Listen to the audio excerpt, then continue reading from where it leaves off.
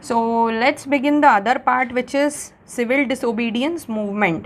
Non cooperation movement में पहले ही बोल दिया गया था कि यह civil disobedience movement was to be launched in case of government suppression, और क्योंकि गवर्नमेंट ने हर जगह इनका अपोज किया, सप्रेस किया, इसी की वजह से फिर ये सिविल डिसोबीडियंस मूवमेंट पर आए हम।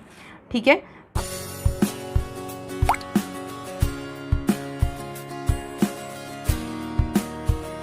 अब इसके अंदर हम देखते हैं साइमन कमीशन।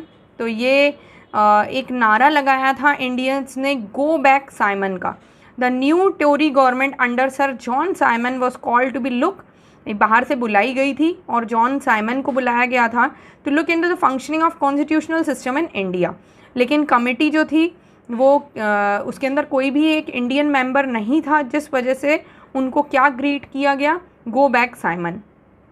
और लोगों ने इसको बहुत ज़्यादा मतलब अगेंस्ट दिखाया उनको, ठीक है, प्रोटेस्ट किया। कांग्रेस सेशन दिसंबर 1929 लाहौर में डिमांड फॉर पूर्ण Swaraj was given by Congress under Nehru's presidency. क्या डिमांड कर रहे थे? पूर्ण स्वराज, मतलब अब हमें कोई भी ब्रिटिश रूल यहाँ पर नहीं चाहिए और हमें कंप्लीट स्वराज चाहिए। ठीक है, उसके बाद हम देखते हैं salt march and the civil disobedience movement. ये बहुत ज़्यादा इंपॉर्टेंट है स्टूडेंट्स, आपको सॉल्ट मार्च बहुत अच्छे से करना है। जो दांडी यात्रा हुई थी, इससे क्वेश्चन एक एक्सपेक्टेड है। Gandhi ji sent a letter to viceroy Irwin, ये बिल्कुल बिगिनिंग है सॉल्ट मार्च का कि क्या हुआ था।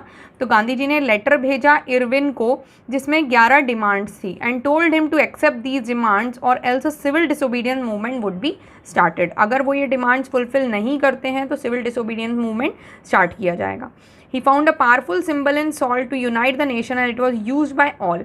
अब क्यों इन्होंने सॉल्ट मार्च ही किया, मतलब आप क्यों सपोर्ट दिखाने के लिए या लोगों को यूनाइट करने के लिए उन्होंने सॉल्ट को ही क्यों इम्पोर्टेंस रखी? Because it is consumed by all, है ना। सॉल्ट के बिना कोई सा भी हमारी रेसिपी इनकम्प्लीट होती है, तो चाहे वो रिच हो पुअर हो, सब लोग सॉल्ट का यूज़ करते हैं, इसीलिए सबको यूनाइट करने का उन्हें एक ये बहुत ज़्यादा बड़ा सिंबल लगा। तो सॉल्ट मार्च 240 माइल्स की यात्रा उन्होंने की साबरमती आश्रम से दांडी तक, जो गुजरात में है। ये आपको अच्छे से याद रखना है कि कहाँ से कहाँ तक थी और कितने माइल्स की यात्रा थी।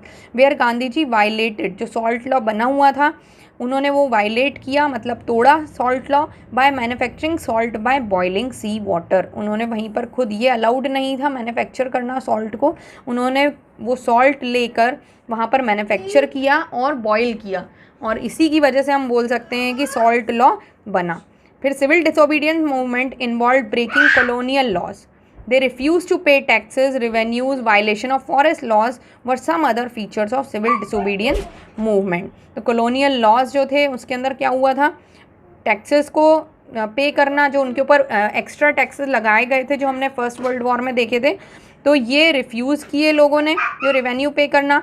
फॉरेस्ट लॉज जो बने थे उनको वायलेट किया। ये कुछ फीचर्स थे सिविल डिसोबीडियंस मूवमेंट के। फिर गांधी इरविन पैक्ट, गांधी जी ने एग्री किया to attend second round table conference जो लंदन में हुआ था। किस लिए? In view the government, British government agreed to free political prisoners. जो हमने पहले देखा था यहाँ पर रॉलेट एक्ट के अंदर, जो रॉलेट एक्ट हमने पढ़ा था वहाँ पर कि प्रिजनर्स जो इंडियन प्रिजनर्स को अरेस्ट किया जा रहा था विदाउट ट्रायल फॉर 2 years, वही यहाँ पर जो पॉलिटिकल प्रिजनर्स यहाँ पर थे उन सबको फ्री करना। But the talks failed and the Britishers didn't keep their promise. उन्होंने जो यहाँ पर राउंड टेबल कॉन्फ्रेंस में प्रॉमिस किया था कि वो पॉलिटिकल प्रिजनर्स को फ्री कर देंगे, वो उन्होंने प्रॉमिस नहीं किया। फिर उसके बाद हम देखते हैं सेंस ऑफ कलेक्टिव बिलोंगिंग, ये हमारा लास्ट टॉपिक है। कल्चरल प्रोसेसेस, इसके अंदर मतलब किन चीज़ों के थ्रू इंडिया यूनाइट हो रहा था, कौन कौन से सिम्बल्स थे या कौन कौन सी चीज़ें थी। तो इसमें लिटरेचर भी था, इंडियन फोकलोर मतलब कुछ जो सिंगिंग सॉन्ग्स वगैरह थे, स्टोरीज़ थी, उनके थ्रू कुछ आइकन्स और सिम्बल्स, जो हमारा स्वराज फ्लैग हम बोलते हैं ना, तो वो जो ट्राई कलर फ्लैग था वो डिज़ाइन किया गया था इन बंगाल, जिसके अंदर 8 लोटस थे और एक क्रेसेंट मून था। इसका कलर भी आ सकता है tricolour flag, red, green and yellow. By 1920 Gandhi ji design, है ना, पहले ये था, उसके बाद 1920 में गांधी जी ने स्वराज फ्लैग जो red, green and white colour का with a spinning wheel in the centre representing self help. तो ये जो एक और जो आपको क्वेश्चन आ सकता है कि स्पिनिंग व्हील क्या रिप्रेजेंट करता है, तो वो सेल्फ हेल्प करता है। कौन कौन से कलर्स यूज़ हुए हैं, तो वो हैं रेड, ग्रीन एंड वाइट हमारे स्वराज फ्लैग में 1920। फिर इंडियन फोकलोर में बता चुकी हूँ, जो फोक सॉन्ग्स हैं, टेल्स हैं, वो कलेक्ट किए गए थे। बंगाल में रविन्द्रनाथ टैगोर जो थे हमारे, और मद्रास में Natesa Sastri, the folklore of southern India was collected और पब्लिश किया गया। इससे ना देश भावना जागती है। ये सारी चीज़ों के थ्रू ये सेंस ऑफ कलेक्टिव बिलोंगिंग क्या होता है, ये बताता है कि आप किस तरीके से लोगों को यूनाइट कर रहे हैं अपनी कल्चर के थ्रू, कैसे अपनी हिस्ट्रीज़ के थ्रू या आइकन्स के थ्रू, सिंबल्स के थ्रू कैसे लोगों को इकट्ठा किया जा रहा है और यूनाइट किया जा रहा है, स्वराज के लिए तैयार किया जा रहा है। फिर कल्चरल प्रोसेस, द फिगर और इमेज ऑफ भारत माता, ये भी बहुत हैं। फिगर और image of Bharat Mata by Bankim Chandra Chattopadhyay and Vande Mataram in his novel Anand Math was widely संग। उस वक्त लोगों को इकट्ठा करने के लिए या कलेक्टिव बिलोंगिंग करने के लिए भारत माता की इमेज है ना, वो बंकिम चंद्र चट्टोपाध्याय जी ने यूज़ करी, और वंदे मातरम जो था हमारा वो बहुत ज़्यादा स्तर पर गाया गया। फिर री interpretation of history, India glorious developments किस किस चीज़ों में, आर्ट में, साइंस में, मैथ्स में, रिलीजन में, वो बिल्ड करने के लिए, प्राइड, फीलिंग ऑफ प्राइड बताने के लिए, और and the struggle to change the miserable conditions under the Britishers. ये सारी चीज़ें हिस्ट्री के बारे में, मतलब हमारे जो जो अचीवमेंट्स हैं वो सब बता के लोगों के मन में देशभक्ति की भावना जगाई जा रही थी। फिर हम देखते हैं नेक्स्ट, बिजनेस क्लास क्या चाहता था। तो wanted protection against imports of foreign goods, जो फॉरेन गुड्स हैं उसको अगेंस्ट में है ना, उसके इम्पोर्ट करना। Formed Indian industrial and commercial Congress 1920 में, and federation of Indian chamber of commerce and industries, जिसको फिक्की या FICCI बोलते हैं, इन 1927। और इंडस्ट्रियलिस्ट जो थे, they supported the movement initially. जो कौन कौन से इंडस्ट्रियलिस्ट थे, पुरुषोत्तम दास एंड GD बिरला। उसके बाद हम देखते हैं रिच पेजेंट्स, वो कैसे स्वराज बता रहे थे। फॉर देम स्वराज वो स्ट्रगल अगेंस्ट हाई रेवेन्यू। मैं पहले भी बता चुकी हूँ कि सब लोगों का अपनी सफरिंग के हिसाब से स्वराज का मीनिंग था।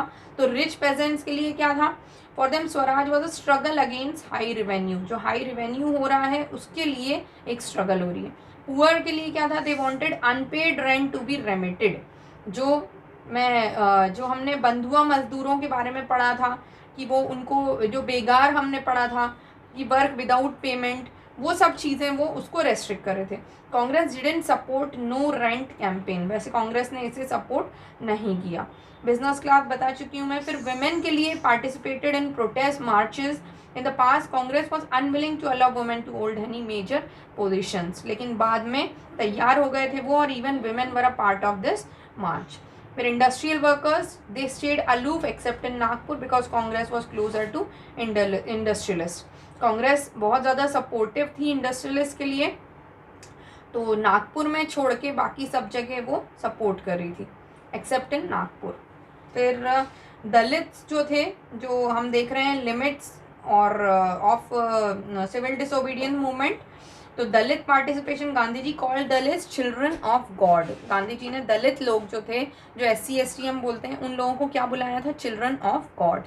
डॉक्टर BR अम्बेडकर ने ऑर्गेनाइज करी depressed classes association in 1930 and demanded separate electorate, इनके लिए सेपरेट इलेक्टोरेट बनाया जाए। फिर गांधी जी और जो बाबा साहेब अम्बेडकर थे, उनके disagreement was resolved by Poona pact. तो अगर पूना पैक्ट पे आपको क्वेश्चन आता है तो आपको याद होना चाहिए वो किसके लिए था, दलित पार्टिसिपेशन के बेसिस पे था। Reserve seats for depressed classes in council election but voted in through general electorate. तो ये पूना पैक्ट के अंतर्गत जो 1932 में हुआ था वो रिजॉल्व हो गया था। जो गांधी जी और अंबेडकर के बीच में डिसएग्रीमेंट था वो रिजॉल्व हो गया था, और रिजर्व सीट्स जो थी डिप्रेस क्लास के लिए इन काउंसिल इलेक्शंस, लेकिन वो वोट किसके थ्रू करेंगे, जनरल इलेक्टोरेट के।